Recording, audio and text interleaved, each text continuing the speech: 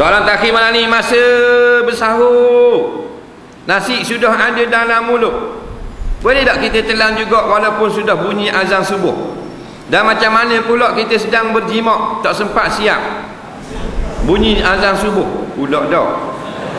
Patutkah kita teruskan puasa kita pula jadi macam mana? Baik.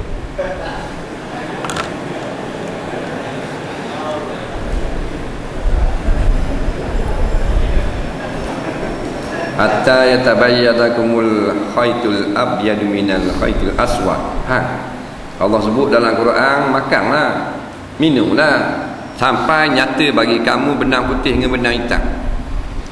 Nah, Allah tak sebut siapa pukul 6, siapa orang azam.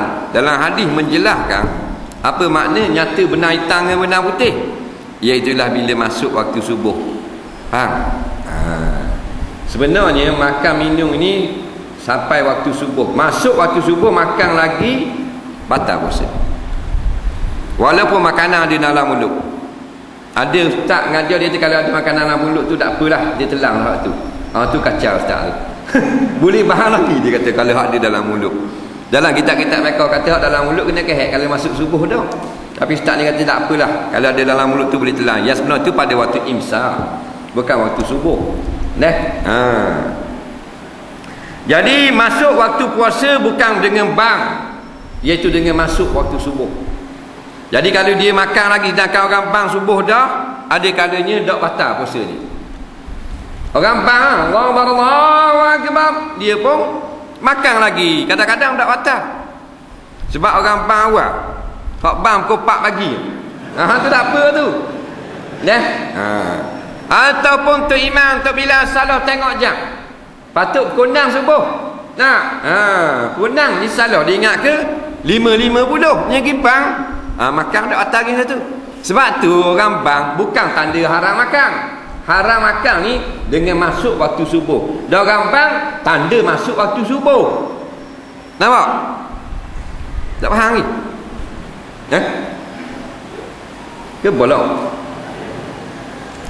Garik lah, garik. Garik. Ni kaki langit. Masuk tergelang ni bulat datang ni, masuklah maghrib. Walaupun takwin tulis pukul 7.30, tapi tergelang daripada kaki langit ni 6.58, takwin 7.30, boleh makan tak? Boleh makan tak? Boleh. Pasal apa? Maghrib ni bukan 7.30, maghrib ni ghurubus syamsi. Tenggelam bulatan matahari. Jadi hak paling tepat hak ni.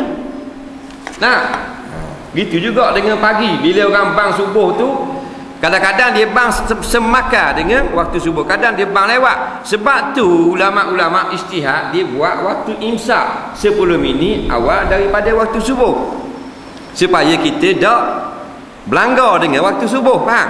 Itu tujuan waktu imsak. Kita pergi marah orang buat waktu imsak pula. Mengaji tamu. Marah dia ke mana dia buat, bukan wajib berhenti waktu imsak.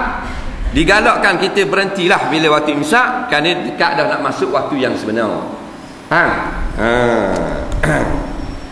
Dah jimat dah sudah pun dah boleh, kena cabut keris. Faham tak? Jangan buat air sikit lagi. Jangan buat gitu. Kena cabut serta-merta keris amno tu. Faham? Jangan duduk dalam sarung balik awal kita. Sebab kalau makan nasi kita telang lagi tak apa, batal puasa kita qada sekali je. Tapi masalah keris amno ni jangan main. Dua bulan berturut-turut. Tak? Syahra ini mutatabi'ain ni kena qada. Sama cabut, dung je. Tak apa tu. Sama cabut. Tak batal. Dia jangan lembak sesaat. Jangan ikut nafsu. Nafsu tidak bersikit ni. Kita pun habis rabak. Syahra ini mutatabi'ain ni wajib kena qada 2 bulan berturut-turut. Nampak? Derok tak 2 bulan turut-turut? Hak 2 hari beles tu. Qada 2 hari. Muka apa puncak